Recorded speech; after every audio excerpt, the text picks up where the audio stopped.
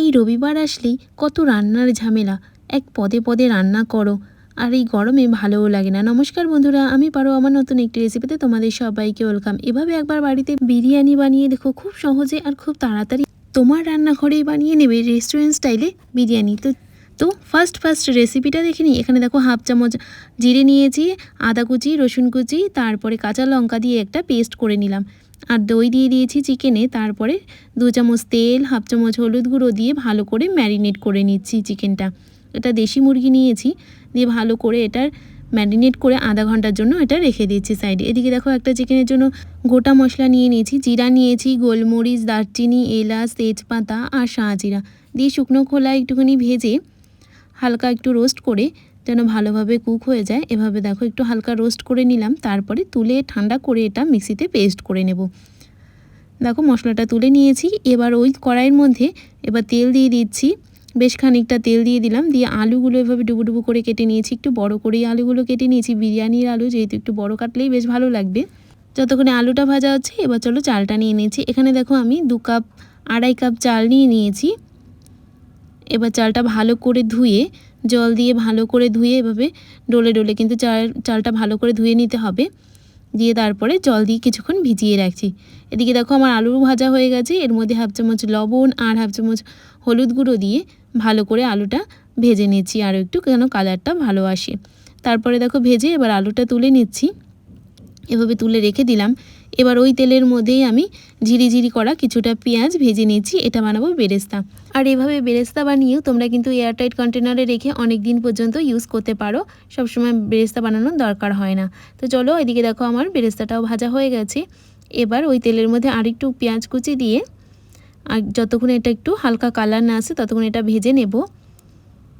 দেখতে পাচ্ছ পেঁয়াজের কালার যখন চেঞ্জ হয়ে গেছে, এবার এর মধ্যে আমি একে একে ম্যারিনেট করা চিকেনটা দিয়ে দিচ্ছি। এভাবে চিকেনটা দিয়ে তারপরে চিকেনটা কিছুক্ষণ কষিয়ে নেব। এখানে কিন্তু মশলাটা আমি দিচ্ছি না, এক্সট্রা মশলাটা, শুধু চিকেনটা দিয়ে চিকেনটা কিছুক্ষণ একটু ভেজে নিচ্ছি। আর এইভাবে একবার বাড়িতে বিরিয়ানি বানিয়ে দেখো, প্রতি সানডেটাই মনে হবে এত রান্নার ঝামেলা থেকে প্রতি সানডে বিরিয়ানি দিয়েই বানাই, অল্প সময়েও হয়ে যাবে আর গরমের হাত থেকেও রক্ষা পাবে। এদিকে দেখো কিছুটা বেরেস্তা কুচি এর মধ্যে দিয়ে দিচ্ছি, আর একটা টমেটো কুচি করে নিয়েছি সেটা দিয়ে দিচ্ছি, আর যে মশলাটা বেঁচেছিল ম্যারিনেট করা সেই মশলাটা দিয়ে তারপরে আরও কিছুক্ষণ ভালো করে কুক করে নিচ্ছি, একদম ভালো করে কষিয়ে নিচ্ছি যতক্ষণ না মশলা থেকে তেল ছাড়ছে। এদিকে দেখো ভালো করে আমার মশলা কিন্তু একদম কুক করা হয়ে গেছে, চিকেন কুক হয়ে গেছে। এবার এর মধ্যে 1 চামচ দিয়ে দিলাম কাশ্মীরি রেড চিলি পাউডার, দিয়ে ভালো করে আরও কিছুক্ষণ এটা কষিয়ে নিচ্ছি। এবার দেখো এখানে দিয়ে দিলাম 1 বাটি দুধ দিয়ে ভালো করে নেড়ে এখানে যে মশলাটা করে রেখেছিলাম চিকেনের জন্য সেই মশলাটা 2 চামচ দিয়ে দিচ্ছি, দিয়ে ভালো করে নেড়ে চেড়ের মধ্যে আলুটা দিয়ে মিনিট 5-এর জন্য ফুটিয়ে নিচ্ছি। আর এদিকে দেখো ভাত বসানোর জন্য জলটা রেডি করে নিচ্ছি। 2 চামচ তেল দিয়েছি, আর দারচিনি, এলাচ, তেজপাতা, লবণ 1 চামচ দিয়ে তারপরে এটা ফুটিয়ে নিয়েছি দেখো জলটা। এবার এর মধ্যে চালটা দিয়ে নামিয়ে নিচ্ছি কিছুক্ষণ ফুটিয়ে। এবার এদিকে একটা কড়াইয়ের মধ্যে দেখো কিছু তেজপাতা দিয়ে দিচ্ছি নিচে। তেজপাতা কিন্তু ভালো করে ধুয়ে মুছে নিয়েছি। তারপরে তেজপাতার উপর থেকে একটুখানি ঘি দিয়ে এবার রান্না করে রাখা ভাতটা হালকা কিন্তু কুক করেছি, বেশি কিন্তু কুক করিনি ভাতটা। তারপরে এভাবে ভাতটা দিয়ে দিলাম, রাইসটা দিয়ে তারপরে ওপর থেকে চিকেনটা দিয়ে দিচ্ছি।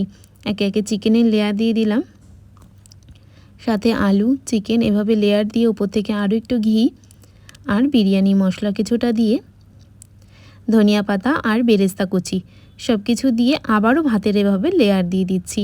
এবার বেশি করে একটু লেয়ারটা দিয়ে দিচ্ছি, 2টো লেয়ারেই আমি কমপ্লিট করছি, তোমরা চাইলে 3টে লেয়ারও করতে পারো।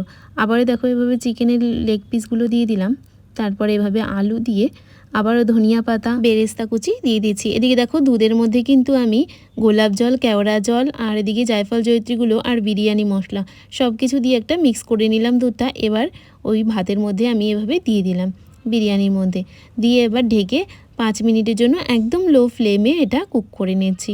দেখো 5 মিনিট হয়ে গেছে, বের করে নিয়েছি। এবার দেখো কি সুন্দর ঝুরঝুরা হয়েছে, আর ভাতটাও কিন্তু একদম সুন্দর কুক হয়েছে।